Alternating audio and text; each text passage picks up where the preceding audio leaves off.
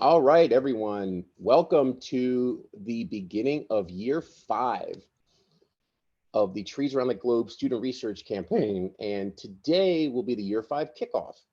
We'll be talking about the importance of trees and land cover, student research, and the NASA Globe Trees Challenge, which starts today. Or I should say, which has started today. And that is trees in a changing climate. And I'm gonna talk about that for a little bit. We're going to have a little video that I created with Josh Enterkine from Boise State University. He was the lead author on the paper that we highlighted multiple times, looking at comparing the globe and globe tree height and tree height data from the ICESat-2 satellite, as well as some airborne data out of Grand Mesa, Colorado. But he's going to talk to you a little bit about in this interview about some of his research methods. I did some guided questions with him, and since we're talking about really research with this year 5 and really stepping up that research capability for the students for potentially IBSS and even their local science fairs as well, he talks a little bit about, well, a bunch about research and analysis methods that he's used in this. He's a young scientist. It's just a couple of years into his professional career, so he's been doing research as a student, in high school, in college, in graduate school, for a little bit now. So, but he's going to talk about how he does the research, and then how he converts that into like a project, and then eventually written papers and things like that. So we're talking about that, and then I'll go over quickly a little bit about activities, just highlight some of the activities that we have that can serve as supplemental material for some of this research, and then I will pass it over to Peder Nelson, who will take the lead in discussing the student research and year 5 research questions and some of the online tools and observations that he's been working on that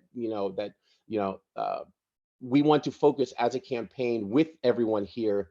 And um, and feel free to put any questions in the chat box at any time, and we'll get to those when we see them. And we'll have a final Q&A at the end. And also, I should also mention that towards the end, I'm going to show a video called Breaking Down the Big Questions at NASA. It's one that I did with the My NASA Data Group out of the NASA Langley Research Center in Virginia. It basically helps students think about research projects, and you know it's kind of hard to answer a big question right away. So you have to kind of break it down into smaller questions in order to get to answers to those bigger questions. And then, Peter, we can switch Peder Nelson, we can switch this a little bit. We can, you can lead right into Pecora after, some of this discussion that you have with the participants here. And then we'll talk a little bit about some other things at the end. So with that said, here are our metrics. And I won't go through this because we have a bunch of stuff we want to cover today. But through the life of the campaign so far, through the first 4 years, we have had 123,253 measurements from 44,116 global locations. And this is super cool because what we're looking at with a lot of this research is looking at the data over time. And this is just 4 years, 5 years is kind of the gold standard, but that is a lot of data of tree heights, land cover, and greenings since we started the campaign on September 15, 2018. So jumping into year 5, this is the amount of data we have in the database for student researchers to take a look at, and also for any researchers, professional researchers as well, to take a look at, because that's a lot of amazing data in that database. So with that said, all right, we have right now, it started today, the NASA Globe Trees Challenge 2022. And you may have seen this on the bottom of your invites for this webinar. But this is Trees in a Changing Climate. And here's the website for it where you can learn all about it. But what we're doing is we're focusing this kind of intensive observation period between October 11th and November 11th of this year. And we're trying to get that large amount of data in a short amount of time in that month-long period. That helps with multiple things. It helps us, as looking at tree height in particular areas helps us understand the biomass of these particular areas, as well as data density, which is what the scientists use because they're taking observations from airborne data to space-based data, they're taking multiple observations over time of the same locations. And that's what we're looking for. We're looking for this data density as one of the major components of this challenge, is to take as many observations in a small period, at a small location as possible, but do it globally. So we can really then use that data to compare to missions like ICET-2, or even the JEDI mission that we talked about, quite often in the campaign. So, feel free to do this, and this is using the NASA Globe Observer, all right? And hopefully we get an amazing amount of a data coming in. We want to beat our challenge from, last spring of 2021, where we had, just over 2,000, I think it's 2,400, I think it was, tree height observations in the month period. We'd love to double that. That would be amazing. And the scientists, with ICET-2 and some of the other missions, are really looking forward to seeing what data is going to come into the database. So, and today, later on, okay, this would be 7 p.m. Eastern time, and maybe pretty late for a bunch of you, in Europe. But we have the Kickoff webinar, and it's being hosted by the Los Angeles Public Library, and that's out of Los Angeles, California, basically where our own Peter Falcon is from. But this webinar will focus on the importance of tree height and how to participate in the challenge. And Peder Nelson will lead off this webinar. Well, Vivian Bird from the Los Angeles Public Library will lead off the webinar, and then she will pass it over to Peter, and Peter will be then talking about the Los Angeles street tree inventory and what's being done right now to look at all the trees and measure all the trees and catalog all the trees that are in the Los Angeles area. And then I will go in and talk a little bit about, the challenge and why we look at tree height, why it's important. But then also, if we have time, we're going to send people outside for about 10, 15 minutes to take real-time tree height observation. And then I will go into the database real time to see that data when it's coming in, and we'll share that with everyone. So, and there's going to be some other activities for people, for people to go and take a look at the trees family guide if they can't go out and take a measurement, because some places we know might be kind of dark, okay, and it might be a middle of the night or whatever for some of you. So, but there's some alternatives there. But here we have a registration link here. It's just, we created bit.ly because it's a pretty long one. It's bit.ly/LAPL trees. And if you go to that, it'll be a registration page, and you just submit some minimal information, and then you'll get an email back with the connection information for this kickoff webinar. So I hope to see all of you there. That would be amazing. So last slide about the challenge is, as you all here are experts in what we do here, all globe tree stuff related, because you've been awesome participants in the campaign.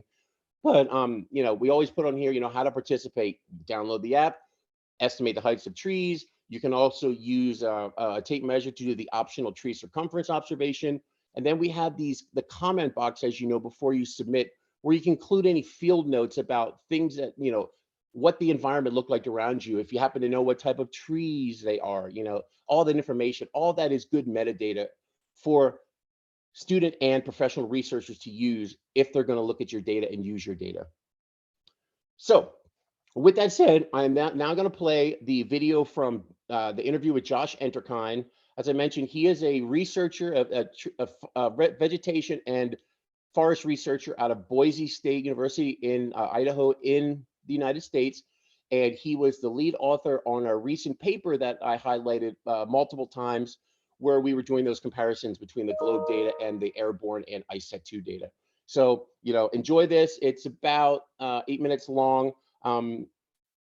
But he provides really good information for how he does the research. So we wanted to create this as an example of some of the things that students think about. And I'll post this on our webinar page underneath the recording of this webinar. So I'll have a recording of this webinar, and then I'll have this interview directly underneath it. So hopefully a lot of you teachers who are participating today can show this to your students as well. So let me go ahead and start this. Hi, everyone, and welcome to year 5 of the Trees Around the Globe Student Research Campaign. Today, I'm going to conduct a short interview with a researcher at Boise State University and the lead author of a recent paper related to the NASA Globe Trees program. The paper is in Environmental Research Letters, a special focus on public participation in environmental science. And the paper is called The Potential of Citizen Science Data to Complement Satellite and Airborne LiDAR Tree Height Measurements, Lessons from the Globe Program. Okay, so today we have a special guest with us. So can you introduce yourself, where you are, and what are some of your research interests? Great, thanks. I'm Josh Enterkine. I'm here in Boise, Idaho at Boise State University, and my research interests are in a lot of snow science and ecology and semi-arid ecosystems, and using remote sensing techniques like airborne laser scanning and space-based systems like ISAT-2 and other satellites, as well as drones and terrestrial-based laser scanners and other fun stuff like that.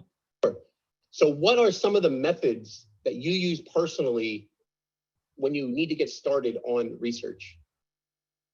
Great question. There's no one set of methods that I use for everything, and everything ends up being special and different. But typically it's either like a data-driven kind of project, like we have some data and we want to see what the data says, or we have a question we're trying to answer and then we need to go collect the data.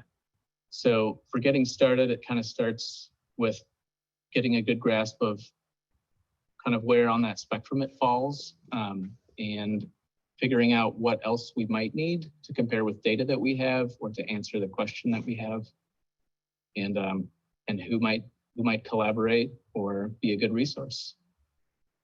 Great. So when you start this research and you get the idea of what you want to research and the materials you collect, and when you start collecting the data, how do you organize that research? How do you know basically in what order you need to do things? Yeah, so organizing the research, of course, is different for each project. And often it depends on how many collaborators, because often we collaborate with other universities or research groups or schools or institutions. And people might have different data at different times that we discuss, and then we kind of bring together the products or the takeaway points. But for projects that I do largely with close collaborators here at Boise State, we usually have kind of basically a folder structure where we all kind of share our data, whether it's on a computer or online, and then collaborate on documents, and it's usually pretty organic. That's great, because when you say collaborators with your research, that can translate, seamlessly to our Trees Around the Globe student research campaign and the students working with other students in other globe countries. So they can collaborate with these students, taking the same type of data, but potentially in different locations from around the world, and then doing comparisons between the two. And you're absolutely correct. The researchers work at different paces. They take data at different times. So it's a matter of, that organization really has to fit, within the construct of how each person or group, collaborator or student does their own research. So that's great to hear. Exactly. All right. So when after you start taking the data, you organize your research, you do all these things, with your research, once you have that data, what are some of the methods or steps you use to draw conclusions, whether or not, whatever your hypothesis or hypotheses may have been, how do you use that data that you've collected, to potentially draw conclusions to your research? Usually it depends on what the data is, or what we're hoping to get out of it in terms of, is this something we're presenting, or is this kind of an intermediate step for a larger project? Or if we're working on researching methods, did our methods work? Whether or not we get conclusions from the data from itself. Oftentimes, it's a lot of visual based because I'm a visual learner, so lots of drawing kind of on scratch paper or whiteboard with collaborators or just people that I talk to. And then working from there to make some figures and then explain the figures to people, and that kind of helps develop the story and get questions, feedback for the data, and ultimately some conclusions. Yeah, I like that, how you're talking about drawing conclusions from that data isn't the same process for everyone. So like you said, it all depends upon what the data is, where it's coming from, and who's taking these observations. So great. All right, one more final question Sure. For this interview is, in your research that you do you find any aspects of it easy? Any aspects that are extremely difficult? What is your favorite thing to do when you're doing research, basically? That's a good question. Again, it depends on the data, but I think in general, I enjoy collaborating with people more, and sometimes I really enjoy the processing more, just kind of cleaning up the data, making a good looking product without having to think too hard about it. So the thinking about it and the drawing conclusions is kind of probably the hard part for me. But it all depends, and it's all a journey every time. Yep, excellent. And I just want to jump back real quickly to the last question. You mentioned about, you're a visual learner, and I think a lot of us are. And I think that's such a great idea that, yes, we have all this technology. We have, computers and, cell phones and tablets and everything. But to me, too, there's nothing better than just writing something down on a piece of paper or, in your notebook or something to really, hammer that home, what you actually have to do with your research. I'm the same way. I write things down. I draw sketches. I do doodles, to figure out exactly, how I'm going to do something. So, it's great. So Josh, anything else that you'd like to add to this before we finish the interview? Nothing in particular, other than don't worry about exact steps or whether you think it's going great, as long as it's engaging and you're enjoying it and doing science. It's great.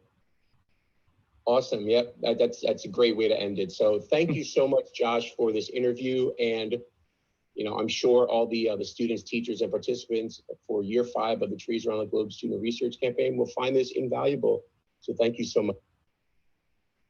So as you noticed in that interview, Josh talked a lot about different methods, and there's no one right method to do your research. And I think that holds true, of course, with everyone, with every student around the world, within the GLOBE program and beyond, that there's certain ways to do things, but not all methods work well or the same for everyone. So please feel free to take a look at that video once it's up there on the website again, because he has some really good advice in there, as far as student research. All right, and the last part before I pass it over to Peder Nelson is I'm just going to highlight some of these, and I'll include the links to all of these in the listings of links that we discussed, underneath the recording of the webinar today on the webinar page for the campaign. But we have a bunch of activities that can be used for research or supplemental material, or just learning a little bit more about your environment just by doing that science, as Josh mentioned, doing that science. All right. So we have a couple things here. I'm not going to go through all of these greatly. I'm just going to introduce these, but here we have one. It's the tree-eye comparisons, where you can actually take measurements using a handheld clinometer and the NASA Globe Observer Trees tool, and you can do comparisons between how close you got, how accurate these observations are, and how close you got using these different methods. And then we also have this one that we've highlighted before with the tree cookies. It's called Stories Trees Tell. It's basically looking at the rings of a tree to identify the year. It's also known as dendrochronology. But you can look at this another way to look at trees and date trees as well. We also have a journey from seed to soil, where it's kind of a scavenger hunt. This was created by Tina Hart for her NASA Globe Goes to Camp program. This is a really cool one where you explore the life cycle of trees by exploring the different stages of growth in the forest. So this is really cool. So you look for things in the forest and try to identify what these things are in the context of the different stages of tree growth in the forest. And that's by looking at habitats and organisms and how these things grow and change in the forest. We also have something called a tree health checkup. And it talks about, a combination of, looking at, how arborists can tell if a tree is healthy versus a tree is sick, things that foresters really look at. And it might be something you want to take into consideration, with your students as well when they're out, taking tree height observations, where they can go in and, look at these things, identify these things as they're taking it. And remember earlier I said with the trees challenge, we have that comment box where we can add that metadata. This is something you can put in there. Do you notice, does this tree look healthy? Does it look unhealthy? Is it, does it look like it's about to fall down? Is it a, what type of soil is it in? Things like that. So this is a really, really cool activity as well. And there's also something called a tree impact study. And this is not done by us, but it's by friends of ours at Global Systems Science and the Lawrence Hall of Science. And what it is it's basically looking at and documenting the impact of a large tree on the environment in an area, because we're always looking, as Peder Nelson can attest to, is when we're looking at trees, we're also looking at land cover, right? So we want to see everything that happens around, this tree. And by looking at the environment around an area, and this happens to focus on, a school-based area, we can look at how trees impact a local environment. Okay, and we have the Pace of Pixel guide, which I know Peder has done a bunch of this in a lot of his research as well, and his work with Globe and being the land cover science lead for the NASA Globe Observer. Where you go and you take a look all around you, kind of like you do with the land cover tool with the NASA Globe Observer. You look all around you to identify what's going on, in what type of land cover you see, and what basically what's going on around you. And then we can extend that a little further to how you can make a map. Okay, this activity guides you through making a map, deciding on everything related to this map. So this is something like Josh was talking about, where writing stuff down in order to figure out what research you're doing. This is another way to do this, by making a map of where you're studying, what's going to be on that map, what's the scale, what are the symbols, what is going to be part of this map. And that can lead into some of the processes related to the research. All right, so we're going to save that video for later. But those are just a couple activities that we have, and you can get all those activities on the Globe Observer Trees page, and I'll put that as well, in the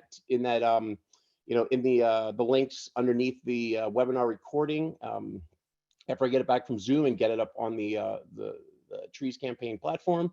So with that, I'm going to stop sharing, and I will pass it over to Peder Nelson. Thanks, Brian. Those are all really great and exciting tools and opportunities that you can use, to really engage with our Trees Around the Globe student research campaign. And so, this is one of these fundamental questions that has been going on for a really, really long time. One, where the heck are these trees located?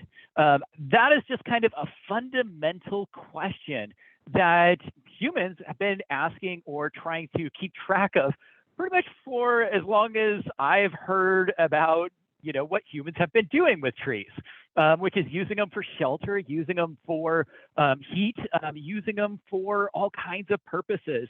In addition to, them actually creating the ecosystems that all of us live in.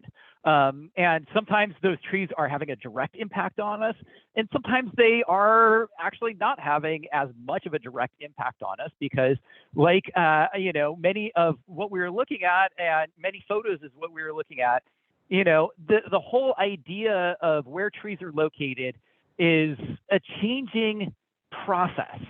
And so, today I want to dive into our 3 important questions that we're going to be looking at. And they can really be broken down into 4 variables.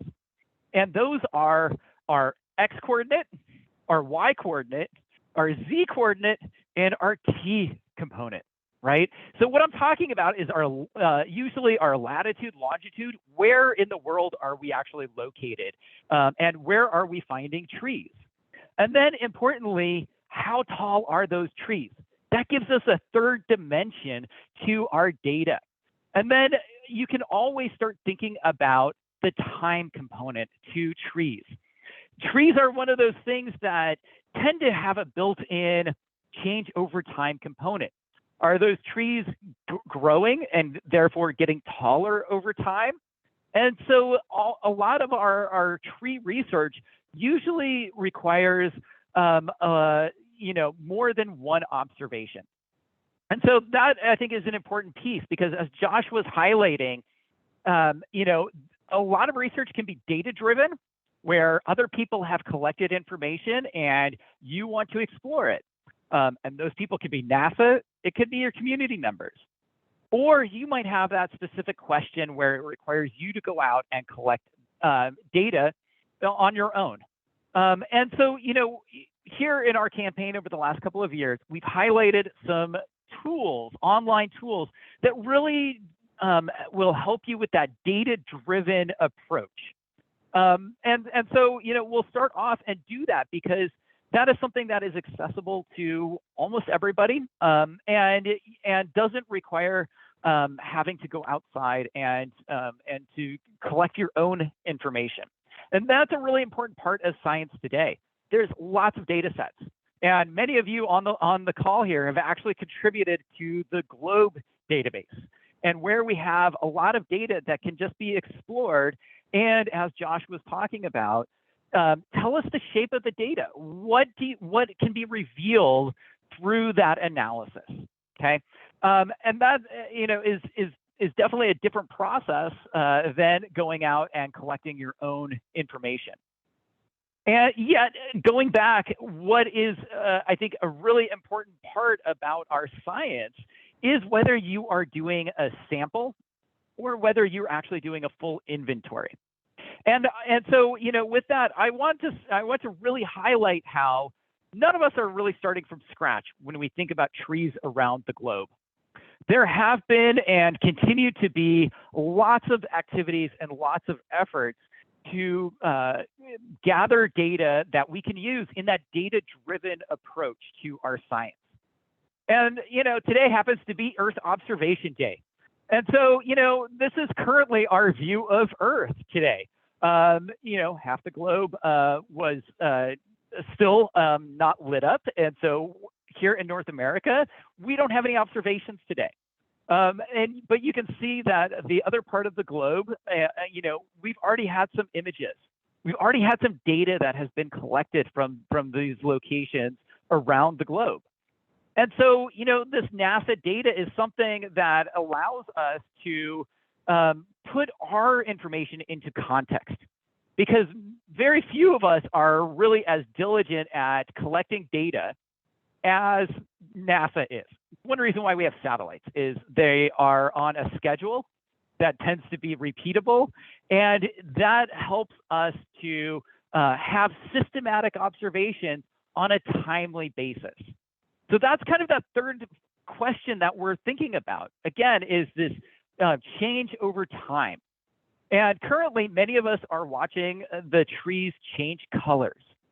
And so, this color change is something that we can monitor, and that does go right along with tree height and the surrounding environment, and tells us a little bit about the climate in that area. Is it somewhere that's wet and it has, a certain type of cycle to it? And so, this NASA data can help us to reveal some of those patterns, and sometimes actually helps us to go out and make observations at the right time. Okay, so that's a bit of some of the context between this data-driven approach and having to go out and collect your own information to answer the question that you have. With trees, there's lots of questions that are out there. And again, they really come back to where are trees located around the globe? How tall or how big are those trees? And then how are they changing over time? Okay, so, this NASA worldview is a great place to start looking at, that greenness, which usually relates to our vegetation or where trees are growing. One of the things that's really fascinating when we start looking at, say, these tropical forests in Africa is how sometimes we don't see them because of the clouds that are actually obscuring those trees. Okay, so this again goes back to one of those reasons why we need people going out and collecting new data or data on the ground, because sometimes we can't actually see those trees. What becomes really fascinating as you get a little bit closer and start zooming in, I will highlight sometimes, certain screens are better at this than others. But one of the things we're looking for with trees is a shadow. This is something that makes trees very different than a lot of other land cover types. Okay, and it tends to be visible in our satellite imagery, and it tends to make our pixels or our measurements darker because of that shadow that's there. That shadow is a way that we can tell tree height, actually.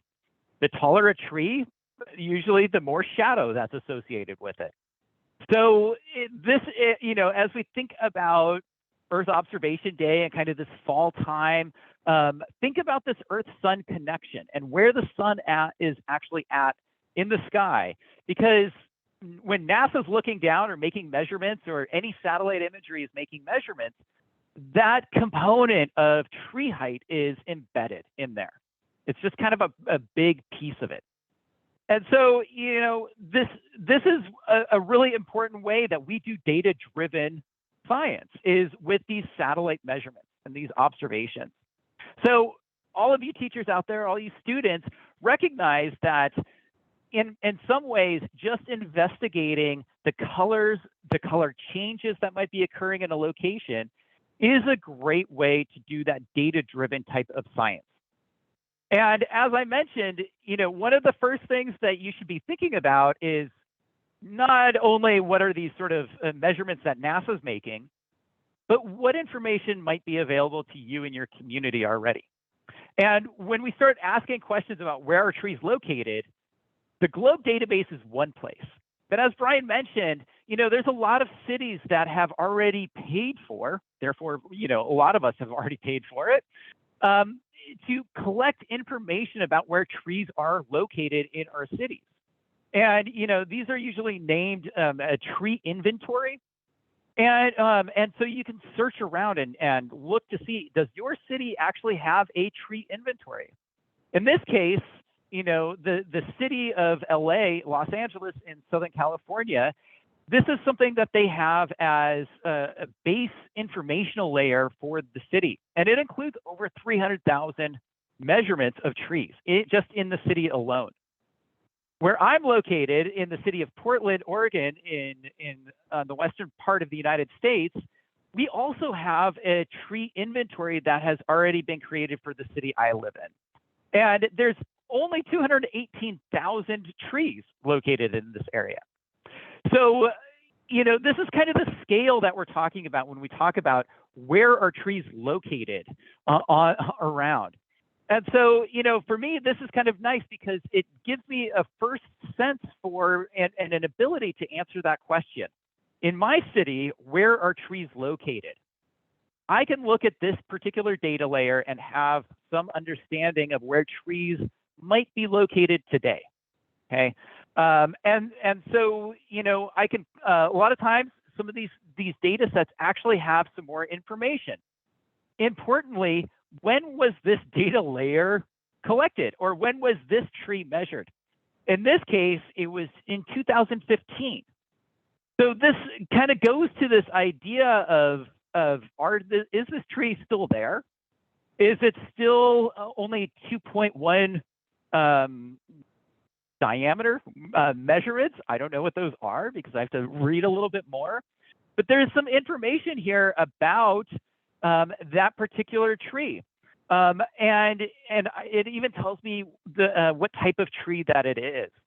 And what I find important about some of these is I have this plant date and when this tree was planted, and therefore an estimate of an age.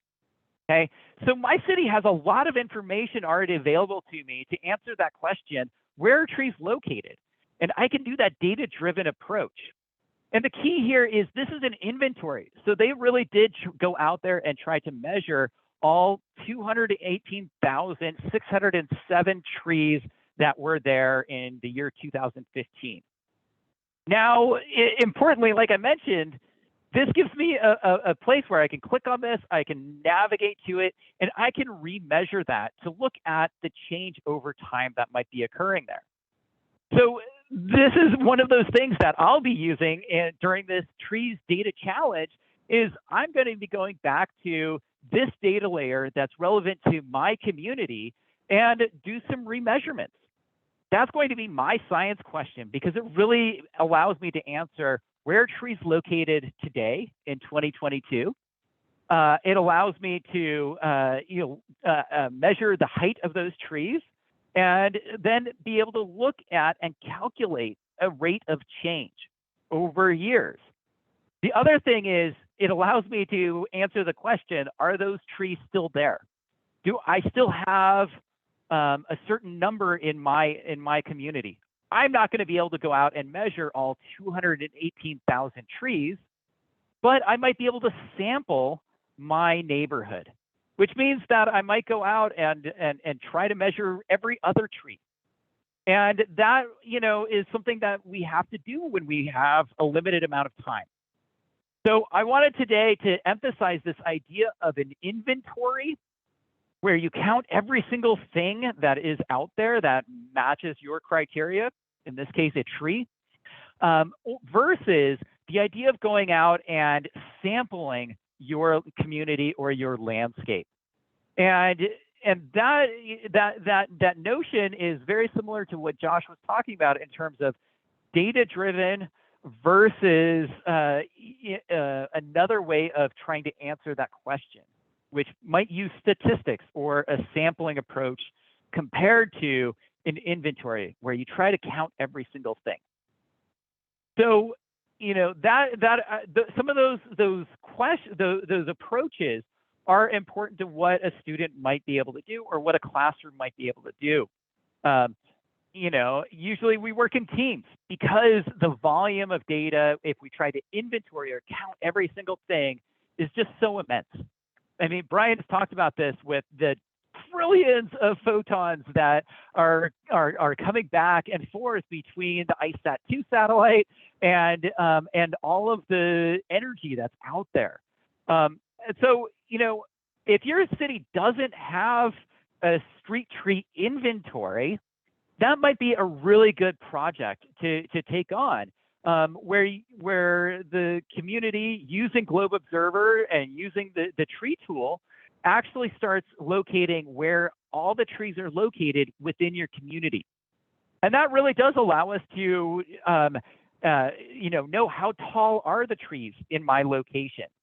And if you have an inventory, you are more confident about that number. There's many examples, and we'll talk about this in a couple of webinars in the future. Is the math or the statistics that you do of using an inventory where you count everything versus a sampling approach. And again, sometimes that why you do certain things comes back to time. And so, an important piece is how do we put this together? Brian, gave us some really good worksheets that allow us to start recording some information. And that's a really important step is once I've identified my question, I need to start collecting my data in a way that is meaningful or useful. And this is where you don't have to go digital with everything. It's helpful because it allows us to do things faster. But some of those activities that Brian was highlighting, like the make a map activity, is something that many of us would be doing when we go out and make our measurements anyway. We want to have a way of double checking that when we submit data to the Globe database, that that the data ended up where we wanted it to be. Okay, and so having a map, a sketch map that allows you to know where you went, what you measured, is a good practice. And so, that sketch map field notes is an important way that field scientists, people who go out and measure things, are keeping track of their information. And so, and we put it into digital maps like this so that we can share the data, but then also we can just use the power of computers to do some of the math for us. And so depending on your science, you might choose one approach versus the other, and also what you're trying to learn about your area.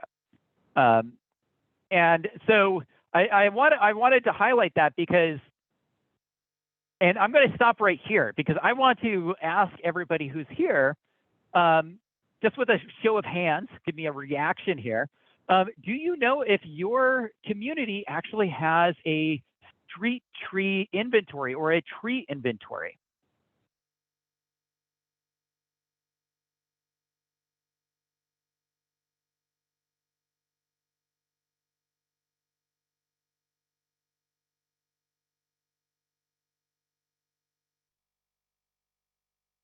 All right. So I at least got a couple of questions. Right. This to me is one of those opportunities that we have right off the bat, which is usually in science, we're not starting off from scratch. We're starting off with some sort of information. And here I've been focusing on information outside of the Globe system, in part because sometimes, what we collect is complementary to what other people are doing.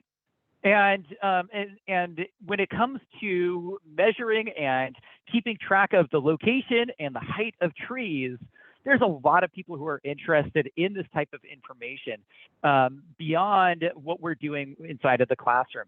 So it's a great way to actually reach out to your community and provide students and community members to create information together that can then be analyzed authentically by our students who are participating in our Trees Around the Globe student research campaign.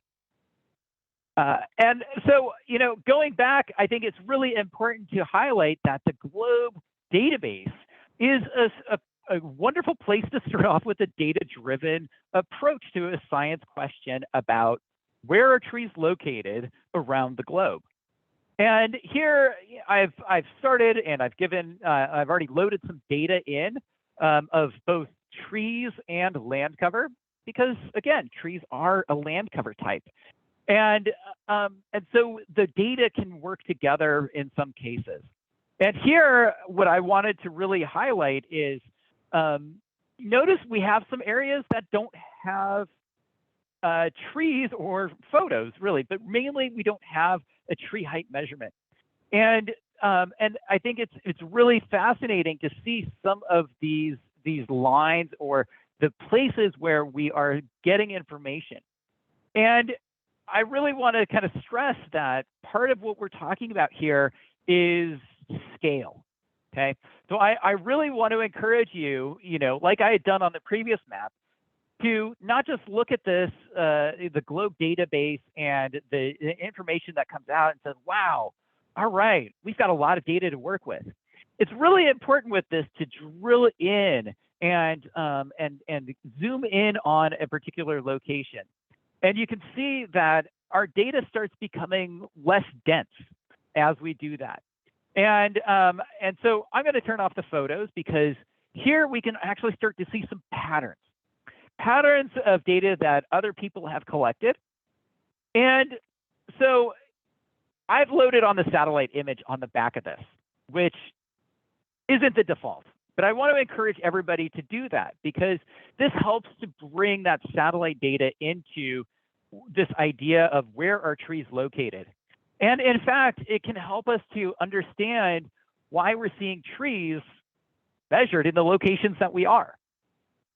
And so by doing this, you can go into the little three buttons there at the top and choose the satellite option or even the hybrid option. And I like the satellite option because it really allows me to focus on the satellite measurements of greenness in this case. As I kind of highlighted earlier, trees are green on these satellite images because of the photosynthesis. They are reflecting that green light because they are, protecting themselves and they are absorbing other wavelengths of light. And so it gives us that green color when we look at it on a lot of the satellite images that are available to us. And I'll just focus on this one because it's built into the globe visualization system. And what's interesting and fascinating to me is that we can just start to see a pattern that reveals itself from here. I'm looking at a part of the United States near where I was showing you earlier, and we can see that we are getting trees measured in areas where it is mostly green. I'm not seeing a lot of trees being measured in areas where it's brown on this image. And that, is something that is a good way of sort of, using the two systems together. And as I mentioned, it's helpful to zoom in on these locations. And so I'm taking you to a location where we were just looking. You can see I can just zoom right in. And what's really nice about this kind of thing is you can start to see where trees have been measured around here. And what I want to stress is if you keep zooming in on this, you can start to see individual trees. And you can start to see the shadow that comes from some of these taller trees. So we can start to look at and use the satellite imagery to answer that first question, where are trees located? And you can also start using the satellite imagery at this resolution to look at how tall might those trees be? Or do they have a shadow associated with them, like something like this, where it's black and it obscures what's behind it? So this kind of also leads to one of the ways that we do an inventory, or that we can actually do it efficiently, is we could use something like this, and you can actually count or draw around where you think these trees are, where a tree might be located in your community. And that does allow you to have a map of where to go. You have started your own tree inventory.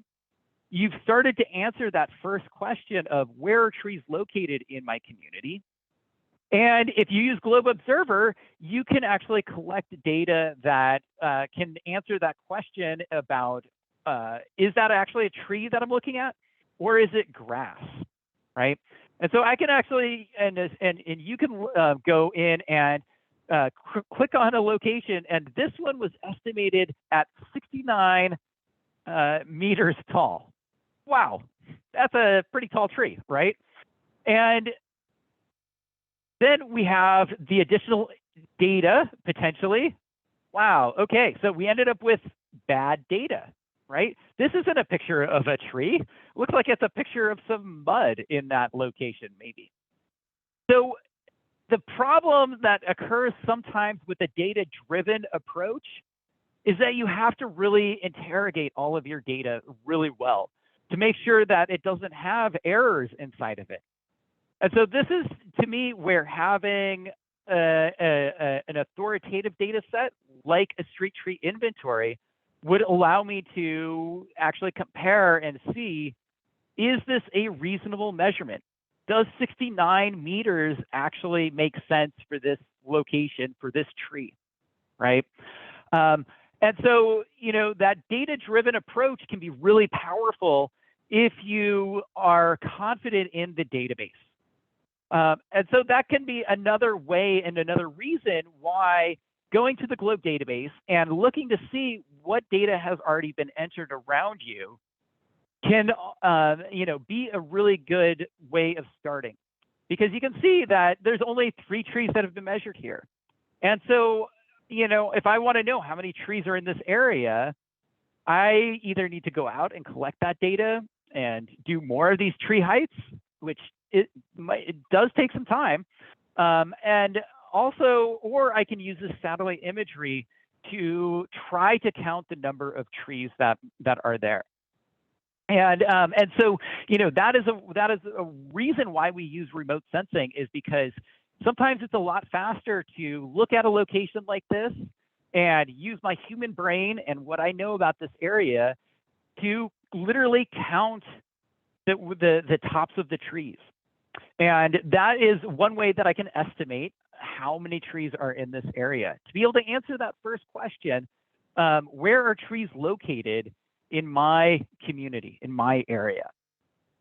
So, that's a way that I like to use the Globe database, and the satellite imagery, the remote sensing data that is available to us here. And when you zoom in, you can start to see whether the data is placed in the right location, whether there's data there, and importantly, if we keep going back and remeasuring the same trees, you will end up with a time series of that tree growing or changing over time. And that's really where we think about trees and the carbon cycle and how it actually is contributing to some of the global processes that are questions that you can answer once you determine and map out where the trees are located, how tall are they, and then how are they changing over time with that. So, here I really wanted to focus today a little bit on complementing authoritative data sets and how they might actually augment or help a student research campaign, in addition to giving authentic reasons for going out and measuring those trees and trying to do it really well. Try to get that accuracy, if you're using the Globe Observer tree tool, down to 3 meters or 5 meter accuracy when you're doing that, because that might be the difference between talking about the tree here that you really are measuring versus it being located in another location, say in the middle of this field, or in another spot that isn't what you actually measured. And again, that's where having sometimes these authoritative maps can help you know and find the trees that are in your community. So we've highlighted a variety of tools that can help you, dive in and look at particular locations to see what have scientists estimated or thought is in particular locations. And, I'll go back to them, because once you have identified trees yourself in a location, there are these maps that you can compare them to. As Brian was mentioning, we're doing a comparison here between what you have measured or what you know is in a location and where other scientists have mapped out trees. And in this case, there's these maps that show us that we have these areas that don't appear to have trees. And we've talked about this in past webinars. And we also have areas where we expect to see lots of trees. And so this right here is a really good way that you can start to do a data-driven approach, looking at, do scientists predict trees to be in your area, in your location? And, if I was to zoom in again on this particular area where I've been demonstrating, it takes a little bit of time with I'm zooming in like this. And, as we zoom in, we tend to get a little bit more information. And this is all that this map will allow me to zoom in. It's not really allowing me to see the individual trees. It's allowing me to see that community that's around it. But it does still allow me to do a comparison, and I can click on a location and actually get some information about scientists here aren't seeing those trees that we were looking at before. And so if I was to compare what I measured or what we just saw, or that street tree inventory, to this particular map, it's not seeing those trees. And that comparison is something that, is a wonderful activity, because there's a lot of scientists, like what Josh was mentioning. I mean, he's one of those scientists that is producing maps like this. So, once you that's one way that you can do that comparison, and you can start looking at whether other people have measured those trees or predicted those trees in that location. This tool also, as I really highlighted, allows us to look at changes. It's a small amount of time, but this is a really important thing to consider. And so I really want to kind of highlight that change over time piece. And there's lots of locations, including this one, that might give you some insights into that. Finally, I want to end right here, because this is a place where you can actually, again, get some estimation about tree height all over the globe. And that's one of those things that allows you to maybe do a data-driven approach. We can zoom back into this location where we were focused earlier. It takes a little bit of time to zoom in. And here we can actually go down, and we can start to see. Here is the area that we were looking at before. I'm going to turn that off so we can actually see. And here's the area that we were looking at before. And one thing, wow, this is looking like a different satellite image. So again, pay attention to some of these things, because trees can look different, and usually the different images have different points in time. And so, here we can turn on that tree canopy height. I can click on an area, and it will actually tell me in the lower area here what they estimate that tree height to be. So I can actually do a comparison right there between what I measured and what is being estimated from the satellite location right there. And some of those sheets that Brian was showing you allow you to enter all of this data into it, so that you have a place where you can then see the patterns or see the numbers that are coming together between the street tree inventory that you might have in your community, what you measure in your area, and some of these other science application or science data sets that we've been highlighting over the last 2 years of this particular campaign. So I want to, just go right back here to our globe visualization database. And I want to encourage us to try to increase the density. You can see in this area, there's still a lot more trees to measure or remeasure. And so there's a lot of opportunity in this Trees Around the Globe student research campaign to contribute to your community and contribute to this overall global community that is focused on this question of where are trees located, how tall are those trees, and how are those trees changing over time. So I see that there's a lot of great questions here in the chat. So I'm going to pause right here and ask if there's any questions about our questions for this year that we're trying to, guide students through, as well as, some of these tools that we're focused on, in particular around this current trees challenge that we're doing.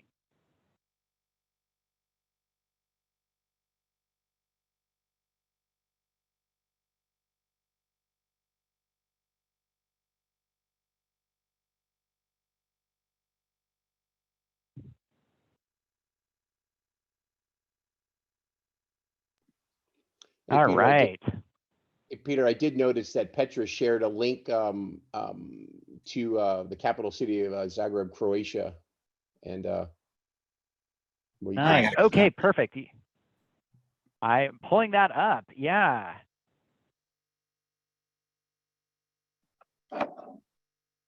And if you zoom in a little bit, some more things pop up onto the screen for sure. But yeah, so this is a really important one. So here, it's always fascinating to dive in and start looking at different locations, because this is the data-driven approach to science. I've never been to Croatia. I have no idea what to expect even. My null hypothesis with this is it's all the same land cover. I don't know if there's trees. I don't know what kind of land cover, but I, am actually using a data-driven approach as I pull up this map. And in fact, I'm using the data of that has been put together that actually supports this map, or that creates this map. And so, this idea of science, whether it's data-driven, other people's data, or whether it's the data that you are collecting, I think it's just kind of a fascinating one, because how you actually start to use tools like this to look at other places is a form of that data-driven science. And in fact, you might be misled because there is no street tree inventory, and so the information on the map might not be accurate. That's happened to me many times, and so I find this idea is of data-driven exploration is something that we're doing whenever we look at a map interface. So I wanted to highlight that, to start off with, because I've never been here. Peter, as you zoom in, trees start to populate. Nice. And so, let me use the zoom in button here. Yes. And so, this is exactly, the type of thing that, is a different form of street trees or street tree inventory, right? And I love this kind of thing because there's so many different ways of making a map. And as you've seen, the symbols that you use can make it more engaging or less engaging. It can make it easier to count or harder to count. There's a couple areas here where part of what I see is a lot of trees. I actually see that data density, right? Because the symbols are stacked up on top of each other. If I click on one of these, it looks like I'll get a little bit of information. Yeah. And so, I would have to translate this, but that's half the fun of being in this globe community, right? And I see that there's some good information here. And this is definitely the kind of information that complements any student research campaign. And to recognize that the globe community is one place that is creating this data, and then there's a lot of other places that are also creating similar data sets like this. So this is just very exciting to see, because one of the things that I would like to highlight a little later in our campaign is how to bring together these multiple pieces of information. Unfortunately, today I've shown you 4 or 5 different websites. We've jumped between one thing and another thing and another thing, and how we can bring that together into one location is another part of this science process. And I just want to, definitely say thanks to Josh for at the beginning there highlighting how sometimes that's not the fun part of this science. Sometimes doing, going out and measuring the trees is the fun part. But we have to do all of it sometimes to be able to answer that question and to be able to write that report, and to be able to help people understand what the world was like today, and when we're doing our measurements. Hey, Peter, a quick question for you. So when students are doing their research, what are some other key variables that they should be looking up? I know tree height, tree type, location are primarily concerned, but is elevation a concern as well? Is other variables that go in there that can help them in the research? I love, yes, Peter. That's a really good, important one.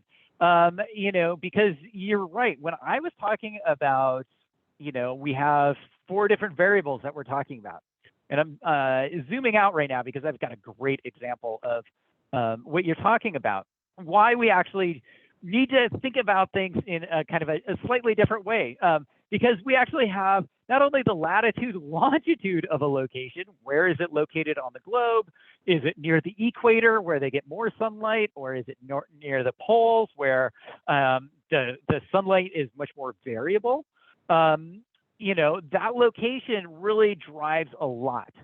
But one of the things too that comes out, and sometimes it's much more obvious. Here we don't have the trees, so I'm going to go back to our land cover. Is the surface elevation. And I have a really great example here where I hiked from a town all the way up through this green area, and then ended up in an area where there was no more trees. And so you're right, Peter Falcon. That elevation on the surface of the Earth, where you're making those measurements, is an important variable to record. Now, the nice thing is if you're using Globe Observer, that information is getting measured for you. And so when we go to our Globe database, we could actually, say click on any of our measurements.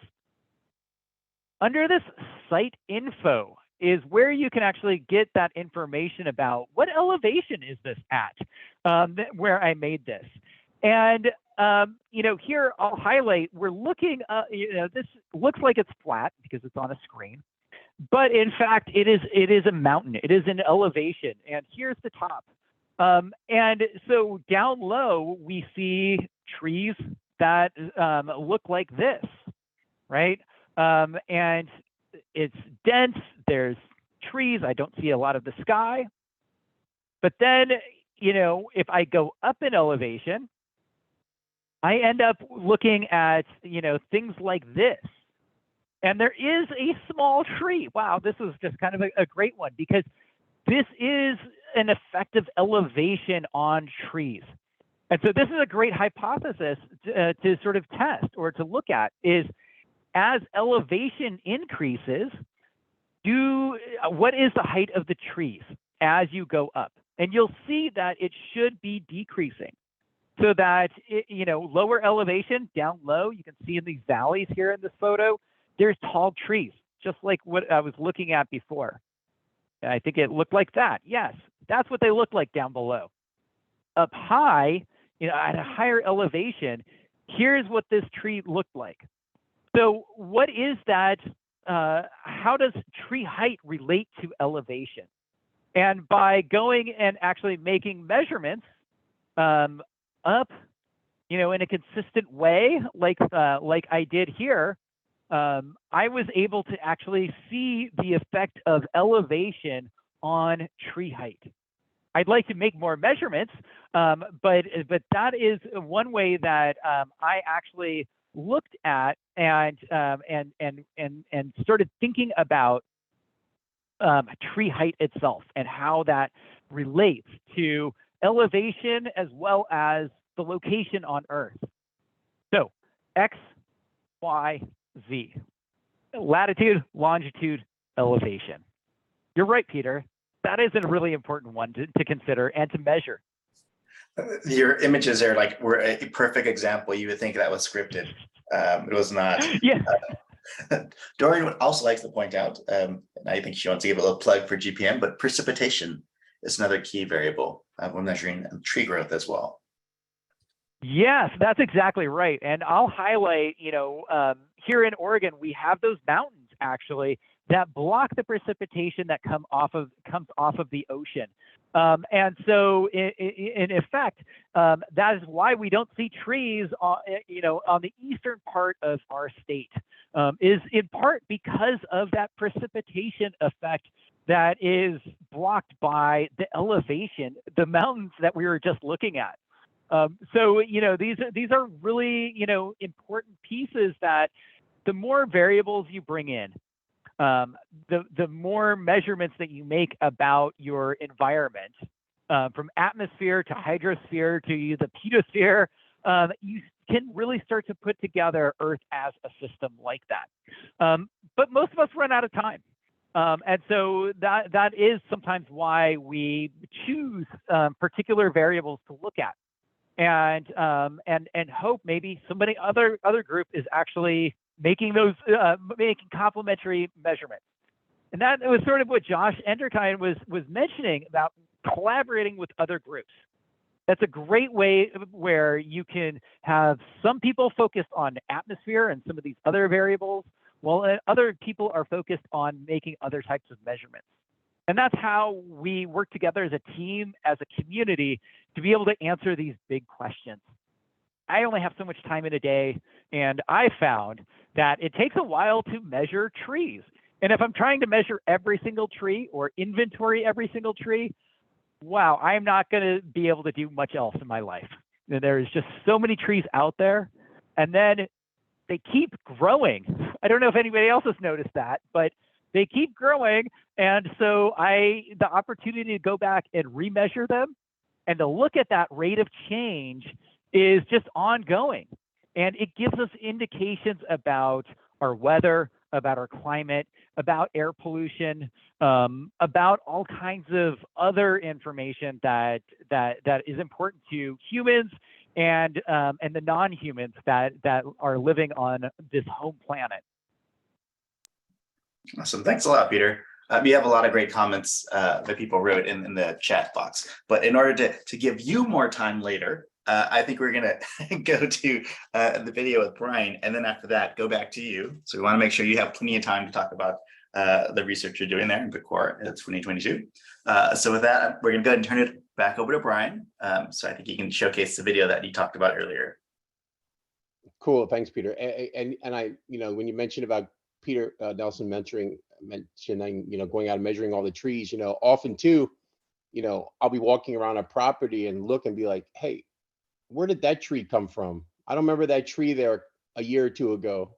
And it's pretty amazing stuff. So it's definitely hard to keep track of. But I found it disheartening, Peter, that you said you couldn't go out and measure all 218,000 trees in your database there. I think you have the energy to do that. I surely think you have the energy to do that. So. Definitely. Whether I have the time, it takes 5 minutes to do every single one of those because right. I want to put them into the right place, right? Right. And so Exactly. that's the big trade-off, right? And so I like to reinforce that for everybody is as Brian's talking about these big questions here, recognize that there's the big questions and then there's just a limited amount of time that we have to make the measurements. Yeah. And that's just, sometimes what gets in the way between our big ideas and these big questions and how we approach it in our own community. Yes, exactly. Before I jump to the video, I wanted to put in here before I forget it. Our next webinar will be Tuesday, the 8th of November it's a little earlier this time because of one of our teacher friends and her students in Croatia. You'll see here the city of Karlovac and Dubovac district. They wanted to have the students, in school at the time. They're going to actually be doing a really awesome presentation about their research where they've not just done the research, but they've expanded it to their local community, to the decision makers in the community, and to their local areas, kind of like we heard from Julie Hauk last month. So this is an example. We wanted to start off, we wanted to feature this during the November webinar because it really highlights a combination of, taking the data, using the data, analyzing the data, interpreting the data, and then using it in the real world. And this is where the student research projects are super, super important, where the data that is being collected and researched and analyzed by the students for their projects, how it makes sense in the real world. And this is an exciting presentation. I was able to take a look at the actual presentation not too long ago, and it's absolutely amazing and literally no, I shouldn't say literally, that's not the type word, mind-blowing. The information that they have in here and, you know, who they've talked to in their local community. So mark your calendars for the 8th of November. It's a Tuesday, 11 a.m. Eastern time, 4 p.m. UTC, 5 p.m. Central European time. So please feel free to mark that on your calendar. And I will send it out probably tomorrow, an invite to that, like I do all the other webinars. So breaking down the big questions at NASA, as I mentioned, this was something that I created. Hopefully this might take me, I think this is going to take me to a YouTube link, but hopefully you can use this information. And like I said, it was created, pretty sure it was last year with the, you've probably heard of, the My NASA Data Group at NASA Langley Research Center. You may have used that because it's been around a while and it's such an amazing resource. But we wanted to create a video where we'd be, see how hard it is to answer a big question. And the way to do that is to break it down into smaller questions. So let me go ahead and hopefully, I think this is going to take me out to the YouTube link here. See if it does. There we go. All right.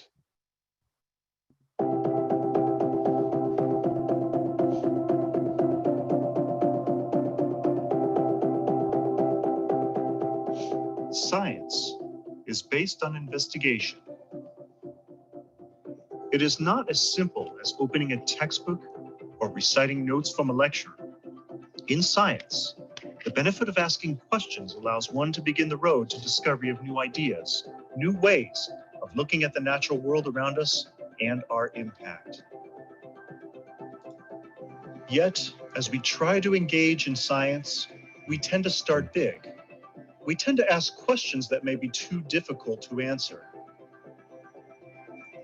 Without the knowledge, technology, and experience to understand the answer to the big questions, how can one reach such a stage?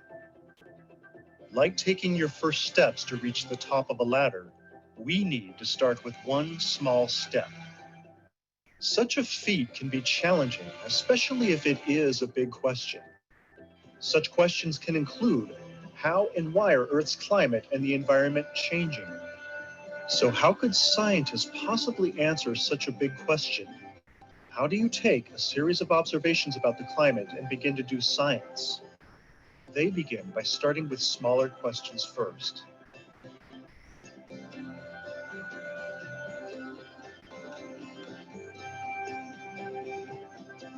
Hey everyone, my name is Brian Campbell. I am a NASA Senior Earth Science and Outreach Specialist at the NASA Wallops Flight Facility with GST.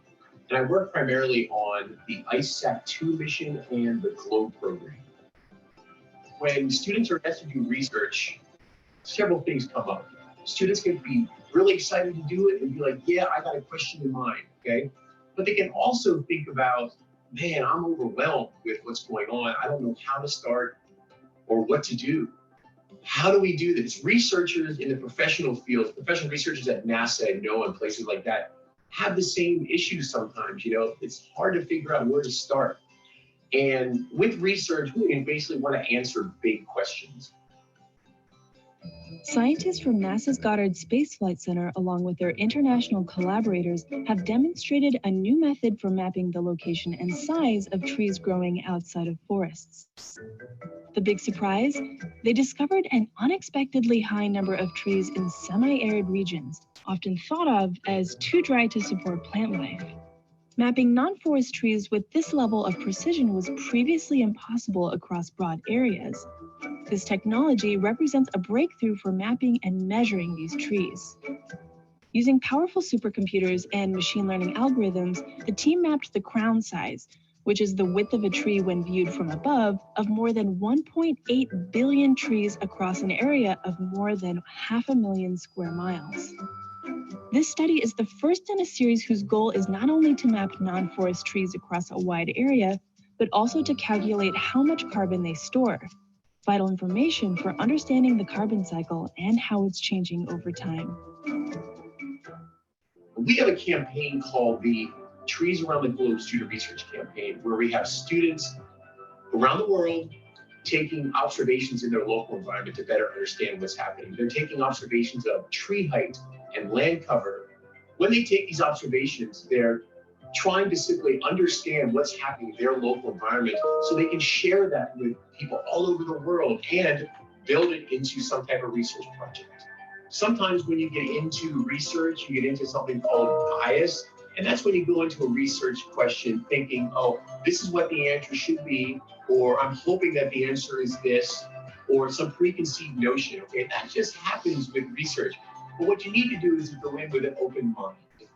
If we look at a big question, big questions are hard to answer.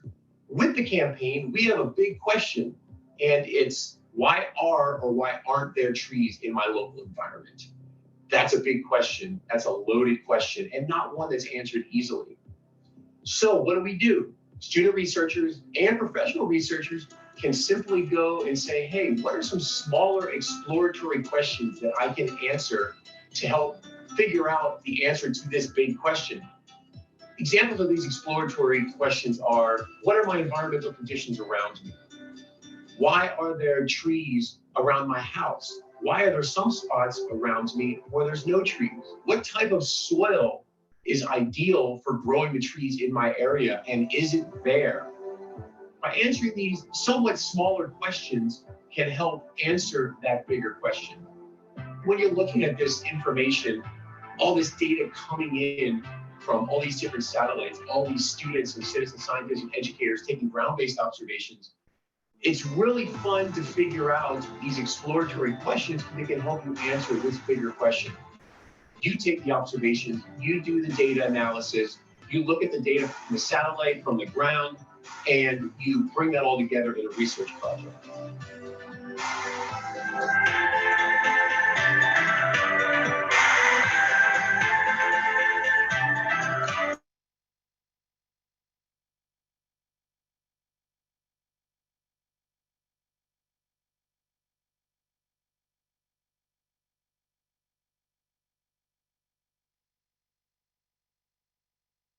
I'll just say thanks for sharing that, Brian, because that is exactly, the big thing that we have going on here is trying to give students that authentic research experience.